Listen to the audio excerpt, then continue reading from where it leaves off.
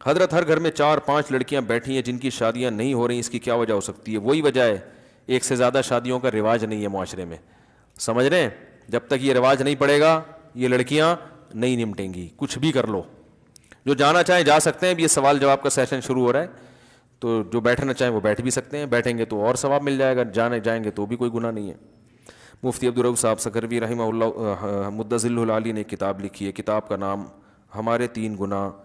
Number 1 وضو میں پانی زیادہ بہانا, نمبر 2 مسجد میں دنیاوی باتیں کرنا, بچوں کو صفوں سے ہٹانا. تو آپ ان تینوں گناہوں کے بارے میں کچھ بتائیں. بھائی وہ کتاب میں نے پڑھی نہیں ہے. بڑے بڑے علماء جو ہوتے ہیں نا, مفتی عبدالرؤف صاحب بہت بڑے عالم ہیں, بزرگ ہیں, تو اتنے بڑے علماء کے بارے میں کسی چھوٹے سے نہیں پوچھنا چاہیے. یہ بے ادبی میں آتی ہے یہ چیز کہ انہوں نے یہ کہا ہے آپ اس بارے میں تبصرہ کریں. ان سے میرے بارے میں پوچھیں آپ کہ مفتی طارق مسعود صاحب نے یہ بات کی ہے, حضرت آپ بتائیں یہ صحیح کی ہے کہ. تو وہی بات ہے نا, تمیز مارکیٹ میں کیا ہو رہی ہے, لوگ ایک دوسرے کا مقام نہیں دیکھتے, مرتبہ نہیں دیکھتے. تو آپ جو ہے نا, خیر زیادہ لمبی بات ہو جائے گی, پھر پورا بیان ہو جائے گا اس پہ. حضرت عبد المطلب نے کس بات کے لیے منت مانی تھی جس میں حضرت عبداللہ کی قربانی کا قرعہ نکلا تھا؟ وہ منت تھی کہ ابرہہ کا لشکر اگر اللہ نے اس کو تباہ کر دیا اور بیت اللہ کو بچا لیا تو میں اب عبداللہ کو ذبح کروں گا اپنے بیٹے کو. کیا آب زمزم میں حضور صلی اللہ علیہ وسلم کا لعاب مبارک شامل ہے؟ جی ہاں بالکل شامل ہے. استاد جی اللہ تعالیٰ انسان کو کس طرح چلا رہا ہے؟ استاد جی گھر میں کس طرح, رائٹنگ سمجھ میں نہیں آ رہی بھائی, ٹائم کم ہوتا ہے نا. باہر جاتے ہوئے عورت کو کپڑا, عبایا, چادر وغیرہ کتنا نکالنا چاہیے؟ دیکھیں عورت کا جو پردہ ہے نا, ایک ہے بیسک پردہ بنیادی جو ہر عورت نے کرنا ہی کرنا ہے.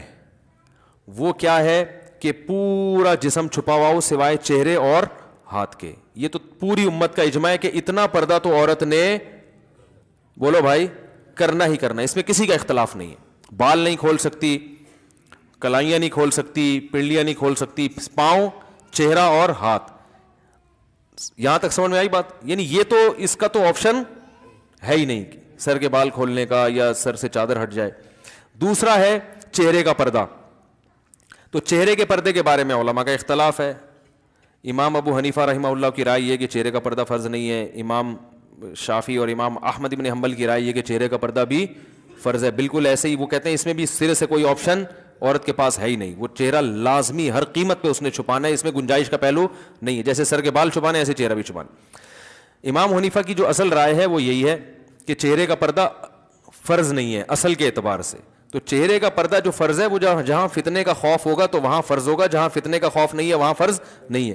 فتنے کا خوف ہو پھر بھی فرض نہیں ہے, ایسی کسی فقیہ کی رائے نہیں ہے. کیونکہ قرآن مجید کی جو آیت ہے نا, یدنین علیہن من جلابیبہن, جب گھر سے باہر نکلو تو اپنے اوپر چادریں ڈال لیا کرو, تو ظاہر اس میں چہرہ بھی آئے گا.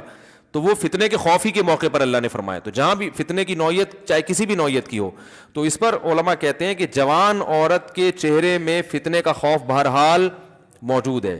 سارے تو مسائل چہرے ہی سے پیدا ہوتے ہیں نا, تو اس لیے فتنے کی وجہ سے چہرے کا کے چھپانے کا حکم دیا جائے گا. اور فتویٰ اسی پر ہے کہ اگر کوئی جوان عورت چہرہ نہیں چھپاتی تو وہ گنہگار ہوگی. امام حنیفہ کا جو قول ہے نا چہرہ فرض نہیں ہے, وہ اس صورت میں کہ جب فتنے کا خوف نہ ہو. یعنی یہ اس میں ایک نرم پہلو نکلتا ہے کہ بعض دفعہ ضرورت ہوتی ہے چہرہ کھولنے کی, بعض دفعہ خوف ہی نہیں ہوتا بالکل بھی. تو اب متاخرین حنفیہ کا فتویٰ اسی پر ہے, اور اسی پر تقریباً سارے علماء جو فقہ حنفی کو فالو کرنے والے ہیں سب متفق ہو چکے ہیں. اور آج سے نہیں, آج سے 700-800 سال پہلے یہ فتویٰ دیا جا چکا ہے کہ اب عورت کو چہرہ کھولنے کی اجازت نہیں ہے, کیونکہ نبی صلی اللہ علیہ وسلم کے دور میں باندیاں ہوتی تھیں, بیویاں بہت کثرت سے, تو حلال اتنا زیادہ ملتا تھا کہ حرام کی طرف لوگوں کے قدم نہیں جاتے تھے, اور وہ مواقع بھی نہیں تھے برائی کے. اب حلال میں پابندیاں لگ گئی ہیں اور حرام, تو اب لوگوں کی نظر اتنی صاف نہیں ہے. اب کوئی جوان عورت جائے گی تو بہت زیادہ امکان ہے کہ لوگ بری نیت سے اس کو دیکھیں گے. تو اس لیے عورت پر چہرہ چھپانا اس زمانے میں فرض ہے. بات آئی سمجھ میں؟ تو یہ تو ہو گیا. لیکن اس میں چونکہ اختلاف ہے اور ایک پہلو نکلتا ہے, تو جہاں شدید مجبوری ہوگی تو وہاں گنجائش دی جائے گی. مجبوری کا مطلب کوئی ایکٹر ہے, اداکارہ ہے, فلم ایکٹریس ہے, وہ توبہ کر رہی ہے, تو اب اس بیچاری نے جہاں ایسی بے حیائی میں زندگی گزاری, اب اس کو تھوڑا نرمی کی طرف کہ بھائی چلو تم وہ پردہ کر لو جو سب کا جس پر اتفاق ہے. Some thing is better than nothing. اب آپ اس کو مکمل کہیں گے جی وہ سر کے بال سے لے کے پاؤں کے ناخن تک, تو اس کے لیے مشکل ہوگا. بات آ رہی ہے سمجھ میں؟ تو ایک علماء صالحہ کے گھرانے کا معاملہ کچھ اور ہے, ایک بالکل لبرل عورت جو بیچاری توبہ کر رہی ہے تو اس کو تو گنجائش کا پہلو دیا جائے گا نا. بھائی پہلے تو بالکل ہی ڈانس کرتی تھی, ناچتی تھی, گاتی تھی, ایکسپوز کرتی تھی, چلو اب اتنا ہو کہ چہرہ کھول لو, باقی جسم ڈھانپ لو. تو ایسے موقع پر اس کو گنجائش دی جائے گی, گنجائش کے فتوے سے فائدہ اٹھا کے, سمجھ لیں. یا کسی عورت کے لیے اور مشکلات پیش آ رہی ہیں معاشرے میں, بہت جینا حرام کر دیا, بعض دفعہ رشتہ دار طلاق تک دے دیتا ہے شوہر پردہ کرنے پر. تو جہاں عورت کو یہ خطرہ ہو کہ میاں طلاق ہی دے دے گا, تو عزیمت تو یہ کہ لے لے طلاق, لیکن وہ خطرہ ہے کہ بھائی طلاق کے بعد میں کہاں جاؤں گی, کسی برائی میں نہ پڑ جاؤں. تو پھر ایسی صورت میں بھی اس عورت کو گنجائش دی جاتی ہے, بھائی مجبوری ہے, تمہارا شوہر نالائق ہے, زبردستی کر رہا ہے, تو چہرہ دیور کے سامنے ایسی مجبوری میں کھولنے کی گنجائش ہوگی. انشاءاللہ گناہ بیوی کو نہیں ہوگا, شوہر کو پھر بھی گناہ ہوگا کہ مجبور کیوں کر رہا ہے اس کو. تو یہ ہے. تیسرا پردہ ہے وہ ہے تقویٰ. تقوی کا تقاضا یہ ہے کہ عورت سر کے بال سے لے کے پاؤں کے ناخن تک اپنے آپ کو, اچھا یہ جو بوڑھی عورتیں یہ چہرے کے پردے سے مستثنا ہے, ان پر لازم نہیں کیونکہ اس میں فتنہ نہیں ہوتا. تو تقوی کا تقاضا یہ ہے کہ سر کے بال سے لے کے پاؤں کے ناخن تک اپنے آپ کو ڈھانپ لے, جیسے عرب عورتیں کرتی ہیں. دیکھا ہوگا دیندار عرب عورتیں, ہاتھوں میں دستانے ہوتے ہیں. بعض حضرات یہ بھی کہتے ہیں اتنا پردہ اسلام میں نہیں ہے, پورا جن بنا دیا اس کو, ایسا یہ غلط ہے. اسلام نے پردے کو اپریشیٹ کیا, جتنا زیادہ اپنی مرضی سے عورت پردہ کرے گی اتنا زیادہ پسندیدہ ہے. صحابیات میں مخدرات بھی ہوا کرتی تھیں. مخدرات کہتے ہیں وہ عورتیں جن کے جسم کے کپڑے پر بھی کسی کی نظر نہیں پڑتی تھی, اتنا اپنے آپ کو مردوں سے چھپاتی تھی. تو اسلام نے عورت جتنا زیادہ پردہ کرے گی اس کو اپریشیٹ کیا ہے. ہاں بشرطے کہ اس سے ضروری کاموں میں حرج نہ ہو رہا ہو. اب جوائنٹ فیملی میں بہو صاحبہ نے مخدرات میں شامل کر کے دروازہ بند کر کے کنڈی لگا دی کہ دیور کی میرے کپڑوں پہ بھی نظر نہیں پڑنی چاہیے, تو یہ تقوی کی یہ مقام تو حاصل ہو گیا, لیکن روٹیاں کون پکائے گا بھائی, گھر کا کام کون کرے گا ہے, یا جو بھی گھر کے کام کاج ہیں جو سب نے مل بانٹ کے کرنے ہیں وہ, تو ایسے موقع پر اس کو کہا جائے گا بھائی چہرے کا پردہ کریں آپ. باقی جتنا پردہ کام کاج کے دوران اگر کچھ تھوڑی بہت کلائیاں کھل جاتی ہیں یا ہاتھ کھل جاتے ہیں وہ معاف ہیں. امام ابو یوسف رحمہ اللہ سے صراحتاً منقول ہے کہ جوائنٹ فیملی میں اگر گھر چھوٹا ہو, عورت برتن دھوتے ہوئے اس کی کلائی کھل جائے اور دیور کی نظر کلائی پہ پڑ جائے تو انشاءاللہ گناہ نہیں ہوگا, کیونکہ اس سے بچنا بہت مشکل ہے نا. آستین پوری یوں کر کے وہ برتن دھوئے گی تو آستینیں گیلی ہوتی ہیں, تو تھوڑا بہت اس کو آستینیں چڑھانی پڑتی ہیں, احتیاط کے باوجود بعض دفعہ نظر پڑ جاتی ہے. ہمارے یہ بھی فرمایا کرتے تھے عورت جوائنٹ فیملی میں پردہ کرے, چہرہ چھپائے, لیکن اگر بے احتیاطی میں چہرے پہ دیور کی نظر نہ چاہتے ہوئے غلطی سے پڑ جاتی ہے تو کوئی بات نہیں, معاف ہے. کیونکہ اب گھر میں رہتے ہوئے اتنی بے احتیاطی ہو جاتی ہے, اس میں زیادہ مسئلہ کھڑا کریں گے تو گھر کا ماحول خراب ہوتا ہے. تو پردہ کرے چہرے کا, لیکن اگر کبھی غلطی سے بے احتیاطی ہو جائے تو انشاءاللہ معافی ہے. لیکن میں آپ کو ایک بات بتاؤں, جو محتاط لوگ ہیں نا, ہمارے ایسے بہت سے اساتذہ ہیں جن کے گھروں میں کئی بھائی ہیں ماشاءاللہ, بیویاں بھی ساتھ رہتی ہیں, وہ کہتے ہیں 10 سال ہو گئے ہم جوائنٹ فیملی میں کبھی ہماری نظر اپنی بھابھی پہ نہیں پڑی. وہ بتاتے ہیں کہنے غلطی سے بھی نہیں پڑی. تو تمیز اگر ایک دفعہ مارکیٹ میں آ جائے نا تو وہ ایسا غلطی سے بھی ہوتا نہیں, لیکن بہرحال ہو جائے تو معاف ہے. یار ہم تو 10 سال سے رہ رہے ہیں, کبھی نظر بھی نہیں پڑی, اکٹھے رہ رہے ہیں نہیں پڑی. تو وجہ اس کی ہے کہ ان کو پتا ہوتا ہے بھائی بیگم آ رہی ہے یا بھابھی ہے, بھابھی آ رہی ہے تو نظر وہ خود ہی نیچے کر لیتے ہیں. بھائی ٹھیک ہے انہوں نے کھانا رکھا, چلی گئی, نظر پہلے سے نیچے. جو جس کی نگاہیں خراب ہوتی ہیں نا وہ پہلے دروازے پہ یوں کر کے دیکھ رہا ہوتا ہے, آنے تو دو, پہلے دیکھوں گا میری بیگم ہے یا بھابھی آ رہی ہے, آنے دو. آئے گا اچھی طرح مطالعہ کرے گا, پھر کہے گا بھائی اسلام میں اچھا نہیں ہے. اور جو تقوی والا آدمی ہوتا ہے وہ نظر ریچھ ہی کرتا ہے, وہ کہتا ہے اگر بیگم ہوگی تو خود ہی منہ سے بول دے گی نا کہ میں بیگم ہوں, تو نیچے رکھو منہ نظر.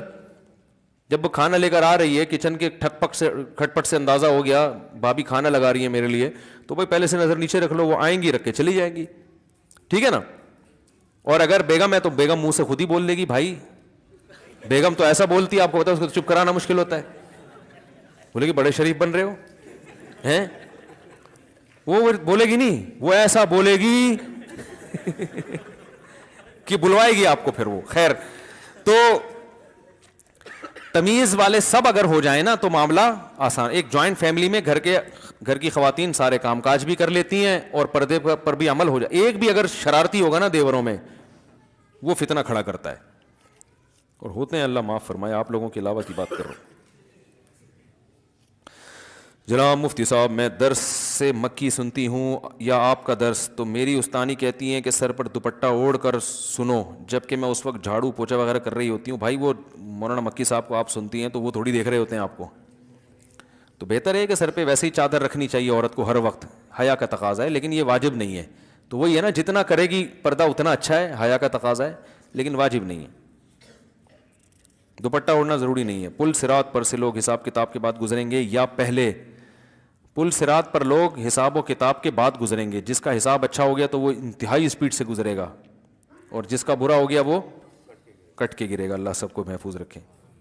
آج کل کیمیکل والی مہندی آ رہی ہے, یہ کوئی یقینی رائے نہیں ہے کیونکہ احادیث میں اس کی بہت واضح طور پہ ترتیب بیان نہیں کی گئی ہے. یہ تو بیان کیا گیا, اس پہ عقیدہ طحاویہ میں علامہ طحاوی رحمہ اللہ تعالیٰ نے جو عقائد کی کتاب لکھی ہے نا, اس کی شرح ہے ابن ابی العز الحنفی رحمہ اللہ تعالیٰ. انہوں نے بڑی اچھی شرح لکھی ہے جو پوری دنیا میں مقبول ہوئی ہے.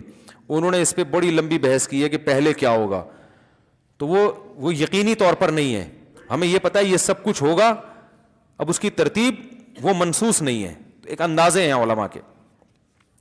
آج کل کیمیکل والی مہندی آ رہی ہے, اس کا رنگ پپڑی کی طرح اترتا ہے.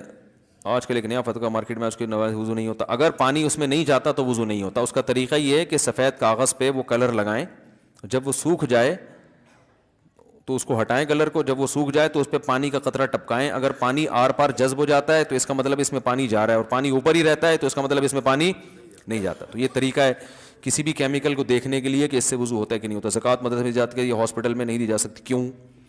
زکوٰۃ مدرسے میں دی جا سکتی ہے لیکن ہاسپٹل میں نہیں دی جا سکتی. کیوں؟ مدرسے میں بھی دی جا سکتی ہے, ہاسپٹل میں بھی, بشرطے کہ مدرسے کا محتمم زکوٰۃ کے مسائل جانتا ہو یا ہاسپٹل کی انتظامیہ زکوٰۃ کے مسائل جانتی ہو. زکوٰۃ میں مالک بنانا ضروری ہے. ڈاکٹر مریض کی طرف سے یا اسپتال کی انتظامیہ مریض کو کہے گی کہ ہم آپ کی طرف سے زکوٰۃ وصول کر کے آپ کے مصارف میں خرچ کریں گے, آپ ہمیں اس کی پرمیشن دے دیں. تو جب انتظامیہ کی ملکیت میں آئے گا تو وہ مریض ہی کی ملکیت میں سمجھا جائے گا. اس طرح سے ڈائریکٹ علاج پہ نہیں لگ سکتے کہ ڈاکٹر کی تنخواہ دے دی, دوائیں خرید کے بھی مریض کو دے سکتے ہیں. تو بعض ہاسپٹل اس کا خیال کرتے ہیں کہ وہ زکوٰۃ کا انہوں نے ایک پورا سیٹ اپ بنایا ہوا ہے علماء سے پوچھ کے, تاکہ لوگوں کی زکوٰتیں ضائع نہ ہوں. ہم خواتین کو جماعت کے ساتھ نماز کا طریقہ بتا دیں. وہی طریقہ ہے جو مردوں کا ہے, جو جس طرح سے مرد پڑھ رہے ہوتے ہیں خواتین بھی اسی طرح سے پڑھیں گی.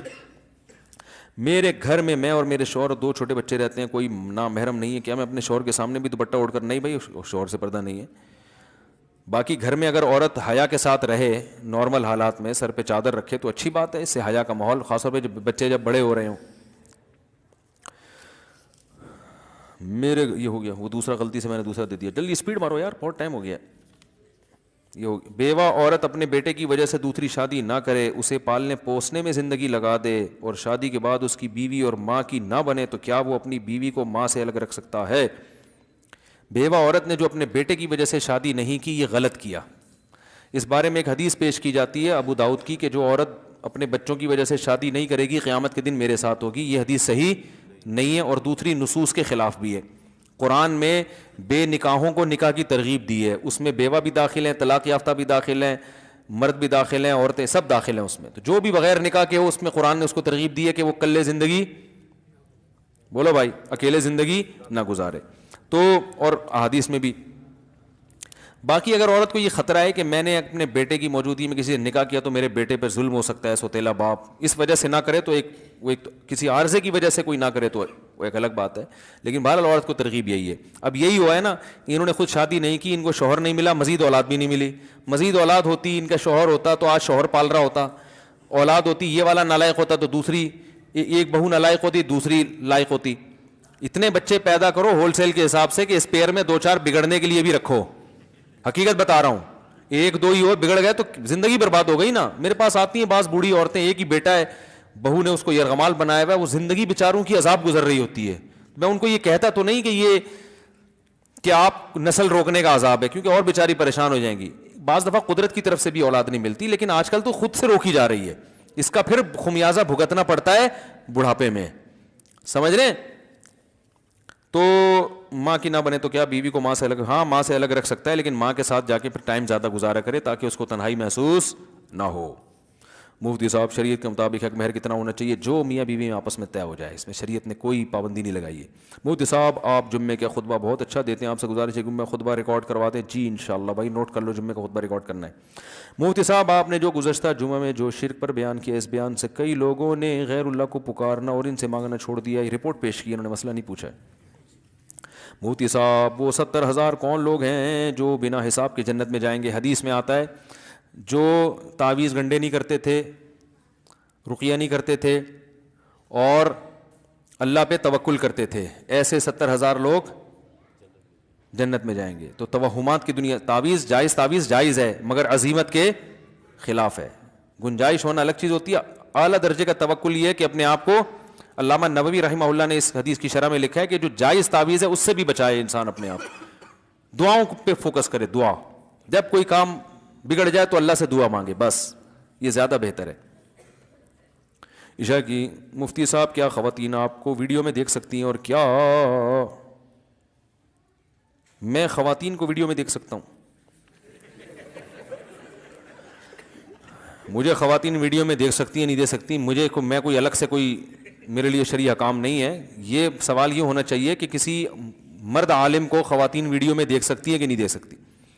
احتیاط کا تقاضا تو یہی ہے کہ نہ دیکھیں، ویڈیو منیمائز کر کے، ان کو دیکھ کے کیا کرنا ہے بھائی، منیمائز کر کے صرف آڈیو سنیں۔ اور اگر کسی کو فتنے کا دور دور تک کوئی اندیشہ نہیں ہے، کوئی غلط خیال نہیں آ رہے تو دیکھنا بھی جائز ہے۔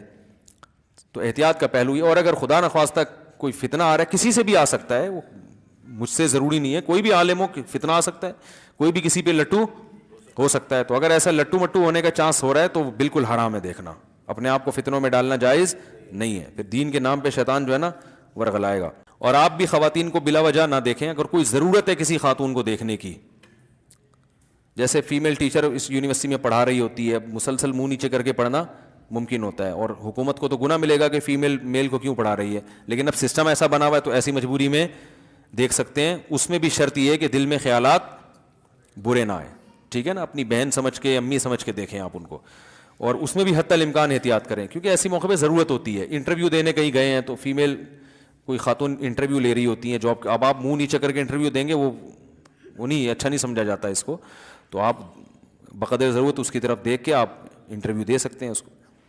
یہ کسی سے بات کرنی پڑ جائے، کبھی مجبوری میں دیکھنا پڑ جائے تو بلا وجہ پھر ڈرامے فلمیں دیکھنا شروع کر دیں، یہ کہاں سے جائز ہے؟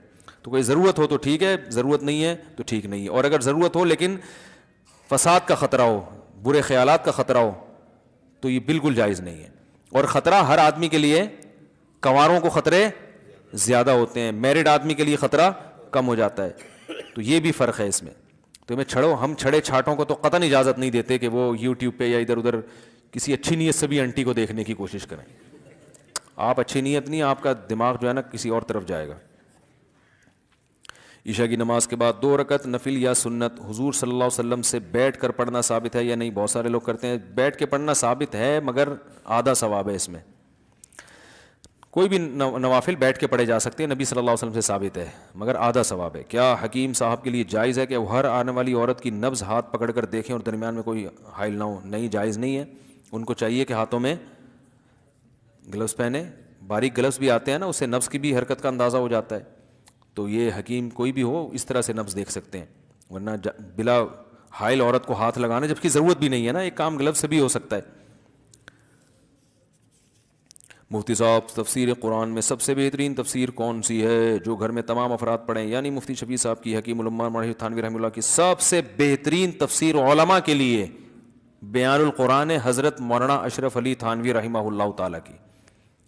ابھی عصر کے بعد، مغرب کے بعد میں اس کا مطالعہ کر رہا تھا تو میں ایک دوست بیٹھے ہوئے تھے، ان کو بتا رہا تھا یار یہ ایسی تفسیر، وہ قرآن کو حل کیا، اس میں زیادہ ادھر ادھر کی باتیں بھی نہیں ہیں، ٹو دا پوائنٹ بات ہوتی ہے، اور لیکن وہ علماء کے سمجھنے کی، عوام کے سمجھ میں ہے اردو میں مگر پھر بھی وہ علماء کو سمجھنے کی ہے۔ عوام کے لیے معارف القرآن بھی ٹھیک ہے، اور ابھی حضرت مفتی تقی عثمانی صاحب کا جو آسان ترجمہ ہے وہ بہت آسان ہے، عوام کے سمجھنے کے لیے بہت اچھا ہے۔ بہت ساری تفسیریں، جو سب سے اچھی ہے میری نظر میں وہ میں بتا رہا ہوں۔ استاد جی، جمعے کے دن بیان کے بعد لوگ چلے جاتے ہیں اور سنتیں اکثر بھول جاتے ہیں، تو پلیز نصیحت کریں بھائی، سنتیں پڑھا کرو، سنتیں موقع ہیں یہ۔ مولانا طارق جمیل صاحب نے داڑھی پر کلر لگایا ہوا ہے، یا ٹھیک ہے یا یہ ٹھیک ہے یا نہیں؟ وہ ویڈیو میں ان کی داڑھی کالی لگتی ہے, میں ان سے کئی دفعہ ملا ہوں, ان کی داڑھی پہ بلیک کلر نہیں ہے, براؤن کلر ہے. کیمرہ جو ہے نا کلر ہی چینج کر دیتا ہے, کیمرے کے تو اپنے کلر ہوتے ہیں نا, تو ان کی داڑھی بلیک نہیں ہے بلکہ تو براؤن کلر لگانا جائز ہے. کئی دفعہ ملا ہوں تو بالکل الگ کلر نظر آ رہا ہوتا ہے, جو کیمرے میں تو بلیک نا, ویسے جب ملو تو صاف پتہ چل رہا ہوتا ہے یہ بلیک کلر نہیں ہے, براؤن کلر ہے.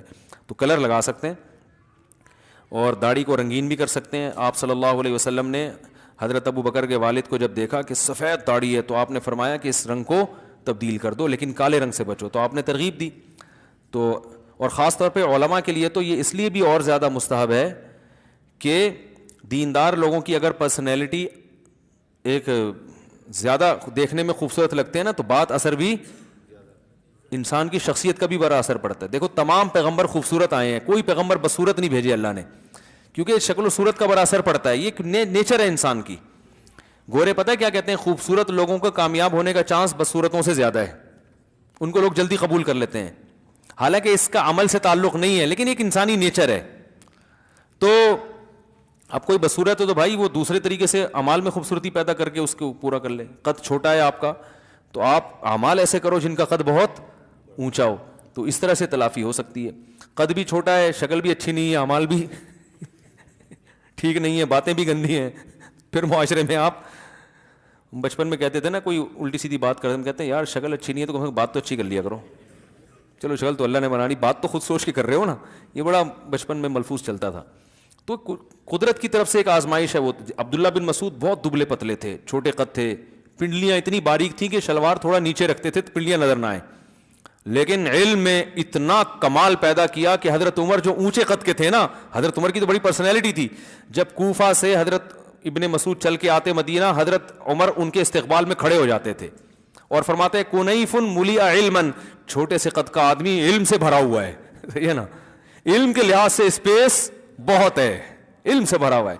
تو اس طرح سے تلافی کرنی چاہیے, کیونکہ جو خوبصورت ہے اگرچہ اعمال اچھے بھی نہ ہوں لیکن پھر بھی لوگ بعض دفعہ خوبصورتی کی وجہ سے اس سے محبت کر لیتے ہیں, تو اس کے پاس ایک آپشن ہے ٹھیک ہے نا. جو بیچارہ خوبصورت نہ ہو پھر اعمال بھی اچھے نہ ہوں, اس کی ناکامی کا چانس زیادہ ہوتا ہے. اور اگر اعمال اچھے کرے گا تو اللہ اس کی میں اگر خوبصورتی نہیں ہے تو اس کی بھی تلافی قیامت کے دن کر دے گا, اس کے نعم البدل عطا کرے گا اس کو قیامت کے دن. تو علماء کو چاہیے ویسے بھی اپنا پرسنالٹی کا بہت زیادہ خیال کریں تاکہ لوگوں پر ان کی بات زیادہ اثر کرے.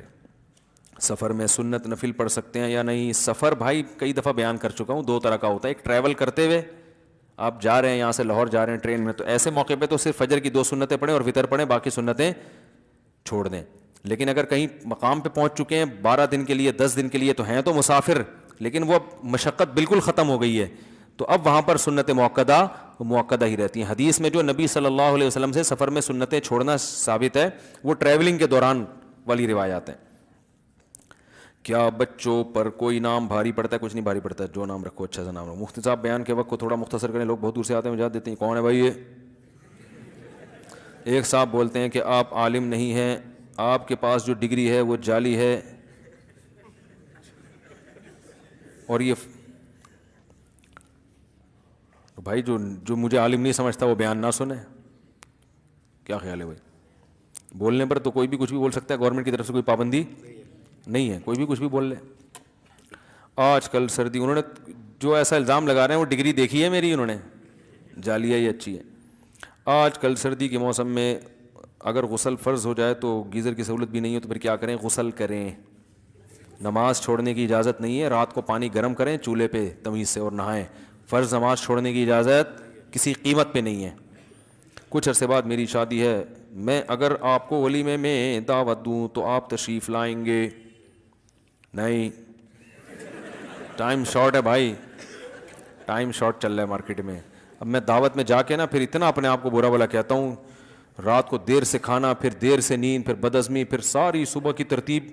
ان کے تو دعوت ہو گئی اور ہمارا بیڑا غرق ہو گیا اس سے, ایسی کی تیسی ہو جاتی ہے, سارا دن خراب گزرتا ہے, سارے کام رہ جاتے ہیں. تو بھائی جس کو بڑی محبت ہے یا تو وہ دوپہر کا, اب پھر دوپہر کو لوگ بلانا شروع کر دیں گے, جس کو بہت محبت ہے وہ بس محبت کا ویسے اظہار کر دے. ہاں بعض دفعہ لوگ نکاح پڑھانا چاہتے ہیں مجھ سے, تو اس کا ہم جو ہے نا, وہ بہت سارے لوگ ہیں جو نکاح پڑھوانا چاہتے ہیں, تو نکاح پڑھوانے میں تو کوئی ٹائم لگتا نہیں ہے. تو اس کا ہم ایک ایسا ٹیکنیکل طریقہ بھی نکال رہے ہیں, آن لائن کوئی سسٹم بنا دیں گے کہ پوری دنیا میں, اور اس میں فائدہ یہ بھی ہوگا کہ بہت سے لوگ سادگی سے نکاح کرنا چاہتے ہیں, یہ تو شریعت میں ترغیب ہے نا اس کی. تو جب سارے کام آن لائن ہو رہے ہیں تو نکاح بھی کیسا ہونا چاہیے؟ ارے تم ادھر ہی بیٹھو, تم ادھر ہی بیٹھو, ادھر ہی صحیح ہو جائے گا.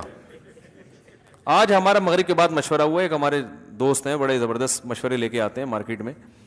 انہوں نے کہا بھائی دیکھو دنیا میں نکاح کو آسان بنانے کا ایک بہترین طریقہ یہ بھی ہے کہ مفتی صاحب آپ ایک کام ایسا کرو کہ ایک ویب سائٹ بناتے ہیں, پوری دنیا میں جو جہاں بیٹھا ہے, بھائی زنا معاشرے میں پھیل رہا ہے نا, تو نکاح کو بھی آسان بنانا چاہیے نا. بہت سے لوگوں پریشان ہوتے ہیں کہ کیا کرنا ہے, تو بھائی جو جہاں بیٹھا ہے وہیں بیٹھے بیٹھے اس کی شادی اس سے ہو جائے جو جہاں بیٹھی ہوئی ہے, کہیں دور جانے کی ضرورت نہیں ہے. رجسٹریشن ہم مکمل نادرا سے کروا کے دے دیں گے اس کی. لڑکا امریکہ میں بیٹھا ہوا ہے, چیٹنگ ہو رہی ہے اس کی, ناروے میں لڑکی سے پھنسا گئے, آپس میں سیٹنگ ہو گئی, بھائی حرام ہے یہ سیٹنگ, نکاح کرو. ابے نکاح لوگوں کے نا لڑکی والے آئیں گے تو لڑکے والے جائیں گے تو پھر یہ ہوگا تو پھر فلانا ہوگا, پھر قاضی کو تلاش کریں گے.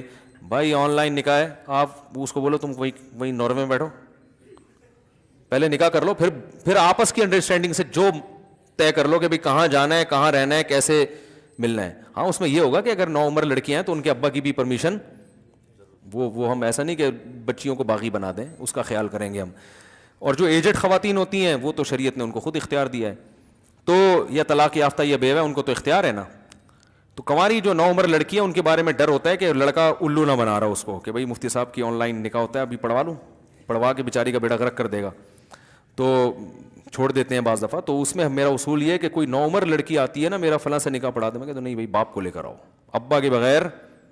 کہنے نہیں بہت اچھا ہے. میں نے کہا ابھی اچھا ہے نکاح سے پہلے, جب نکاح ہو جائے گا ابا انوالو ہے نہیں, خاندان ہے نہیں, لٹکا کے چھوڑ دے. دیکھو اللہ کے خوف سے بیوی کے حقوق تو بہت ہی کم لوگ ادا کرتے ہیں, سالے اور سسر کے خوف سے جتنے حقوق ہیں نا آج کل وہ ان کے خوف سے ادا ہو رہے ہیں. تو بھائی ابا کو لے کر آؤ. ہاں میچور لڑکی ہے وہ ایک الگ بات ہے, وہ اپنا اچھا برا سمجھتی ہے. جو 9 عمر بچی ہیں وہ تو نہیں.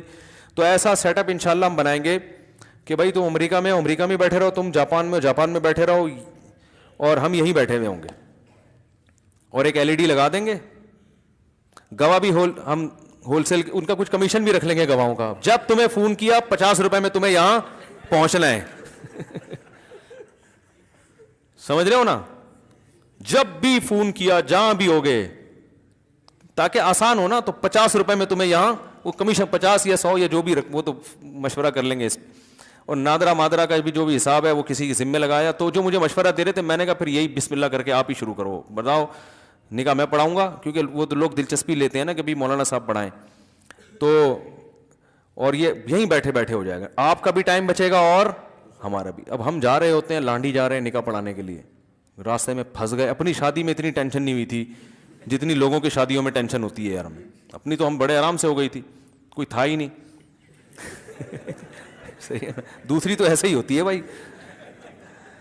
تو اب کسی اور کے نکاح پڑھانے, پھر وہ دولہا والے آ رہے ہیں, دلہن والے آ رہے ہیں. او بھائی اتنی ٹینشن یار, تم کتنا ٹائم تم نے ہمارا پی گیا. تو یہیں بیٹھے بیٹھے بھائی تم وہیں بیٹھو ادھر ہی بیٹھو. اور یہ بھی ممکن ہے میں اپنی جگہ کسی نمائندے کو بھیج دوں, تم گواہ ہوا ہے, میں آن لائن نکاح پڑھاؤں گا, یا کوئی بھی مولانا صاحب پڑھا دیں گے جو کسی اور سے پڑھوانا چاہے. ایک سسٹم آ جائے گا نا لوگوں کے پاس, بھائی فلاں سے پڑھوانا ہے تو بھائی سسٹم ہے ہمارے پاس, اس سسٹم کے تحت آپ نے جس سے پڑھوانا ہے پڑھوا لیں آپ. ابھی ہمارے ایک ریلیٹیو تھے, ان کی شادی ہونے والی ہے نا, تو میں سوچ رہا تھا حضرت مولانا تعلیم صاحب سے نکاح پڑھواؤں. تو میں نے کہا یار ان کو فون کر کے بلانا لے جانا اتنی ٹینشن. تو میں نے کہا ڈیجیٹل سسٹم کے تحت ان سے بولوں گا حضرت وہیں سے بیٹھے بیٹھے پڑھا دیں. اب میری بات ہوئی نہیں ہے ان سے, لیکن یہ بڑا ٹیکنیکل طریقہ ہے. بھائی یہ سسٹم کا فائدہ اٹھاؤ نا, فائدہ اٹھاؤ, آسان کر دو نکاح کو. تو وہیں میں نے ایسے نکاح پڑھائے بھی ہیں. لڑکی کینیڈا میں تھی, لڑکا دبئی میں. تو پریشان تھا یہ, میں نے وہیں سے فون پہ نکاح پڑھایا. ایک لڑکے کے ذمہ لگا ان کے ڈاکومنٹس منگواؤ, نادرا سے رجسٹریشن کروا کے بھیج دی. لڑکی کے ابا شادی نہیں کر رہے تھے, بڑے اللہ ان کو ہدایت دے, کر کے ہی نہیں دے رہے تھے بچی کی شادی نا, بچی بڑی ہو گئی تھی. تو ہم نے جب نادرا کا سرٹیفکیٹ, لڑکی کی عمر زیادہ تھی, بھیج دیا. ابا نے دیکھ لیا کام پکا ہو گیا بیٹا.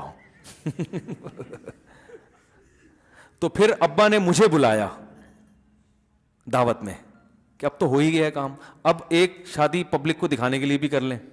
انہوں نے مجھے خود کہا کہ بھائی بدنامی نہ ہو. میں نے کہا حرکتیں ایسی نہ کیا کرو نا کہ بچیوں کی, یہ ان سے کہا تو نہیں, دل میں سوچ رہا تھا بچی کی عمر دیکھو کتنی ہو گئی ہے, کر ہی نہیں رہے, دلچسپی نہیں ہوتی بعض لوگوں کو, سب کی بات نہیں, بہت سے ایسے بھی ہوتے ہیں.